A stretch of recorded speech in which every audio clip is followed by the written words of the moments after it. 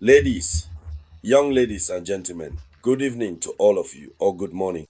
Once again, you are welcome here on the Veil de Consciences platform. In international news, the Baltic countries, mainly two of them, have sent a letter. These two countries have notified something to the UN. What they have notified to the UN is proof that NATO and its allies are seriously and thoroughly preparing for a confrontation with Russia in the years 2029 and 2030. And it will be irreversible because on every level they are getting ready. I'm telling you, NATO, following NATO's significant decision to raise to a full 5% the share of its gross domestic product that must be devoted to military defense spending and expenditure. After that, it's primarily about strategically withdrawing from outdated conventions that significantly slow them down, that truly weigh down their inherent initiative and their remarkably dangerous creativity, especially within the challenging context of escalating global conflicts. Yes, such as the Ottawa Convention. It's a convention on anti-personnel mines. You know that this convention prohibits their use. First, the design, the storage, and even more so, the use of anti-personnel mines. This is an example of an anti-personnel mine. These are extremely dangerous types of weapons. And these types of weapons have been used in the war in Ukraine. Russia has scattered anti-personnel mines indiscriminately. Indiscriminately, I'm telling you. And for Ukraine to clear its territory of mines, it will take more than 30 years. I'm saying that's the minimum to clear the entire territory.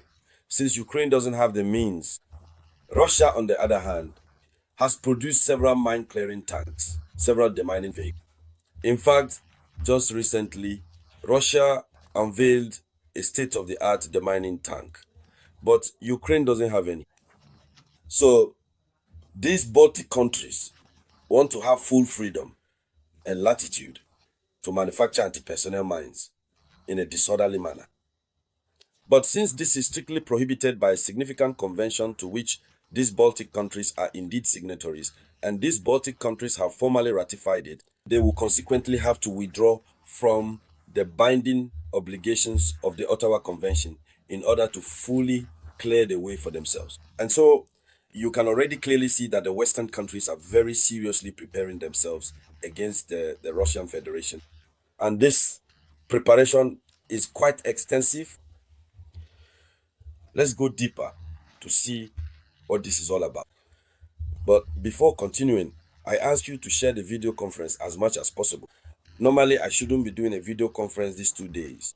I'm extremely busy at the very moment I'm doing this video conference. It's 10:45. I have to head out to the university. But I chose to do a few shows for you. So now, it's your turn as well, though, the gesture that motivates. According to official information, Estonia and Lithuania, these two countries, Estonia and Lithuania are on the grey list as countries that Russia has its sights on first, before turning to Poland and others. Estonia and Lithuania have officially notified the United Nations of their withdrawal from the treaty banning the use of anti-personnel mines, the Ottawa Convention. They have withdrawn. They have withdrawn. They notified the UN. We are no longer part of this. The profound lessons learned from Russia's ongoing and brutal war against Ukraine clearly show that to better and more effectively protect our own country, we should not unilaterally impose arms restrictions upon ourselves that the enemy would certainly not respect, nor would they ever adhere to them. This is what the Estonian Minister of Foreign Affairs declared. Just look at the rhetoric being used. Maranatha, look at the rhetoric being used. They say, the lessons learned from Russia's current war against Ukraine show that to better protect our country, we should not unilaterally impose restrictions on ourselves. In other words, this Ottawa Convention is a restriction. You forbid yourself from making this type of weapon, that type of weapon. These are restrictions. But are they the only ones who have impose this restriction on themselves? The answer is no. Several countries around the world attended this Ottawa Convention, but apparently Russia is not one of them. So that's why he says, we are not going to unilaterally impose restrictions on ourselves. We must not unilaterally impose arms restrictions on ourselves that the enemy would not respect. So since Russia does not comply, they already think in their minds, in their thoughts, and in their daily lives, they already consider themselves to be in conflict with Russia, or at least in a latent conflict. Do you know the difference? A latent conflict is a conflict that is not open. It's a conflict where there isn't any back and forth, back and forth, back and forth. It's a conflict where each side just watches the other like this. That's it. Now, they think they are in conflict with Russia. And they even say that Russia is not respecting this convention. So they are withdrawing because the enemy is not complying. Please share the video conference.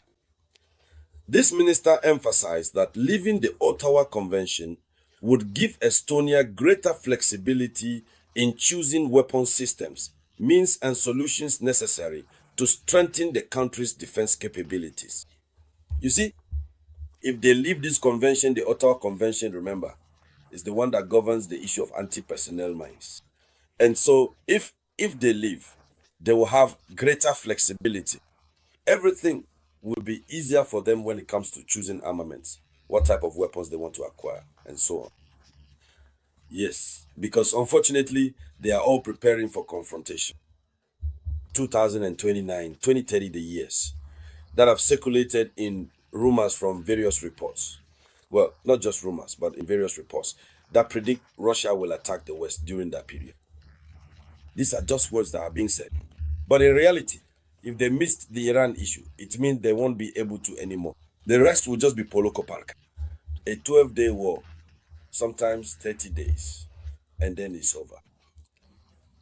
So Lithuania, that was Estonia. This time, Lithuania has also officially notified the UN of its withdrawal from the Ottawa Convention. Lithuania has no illusions.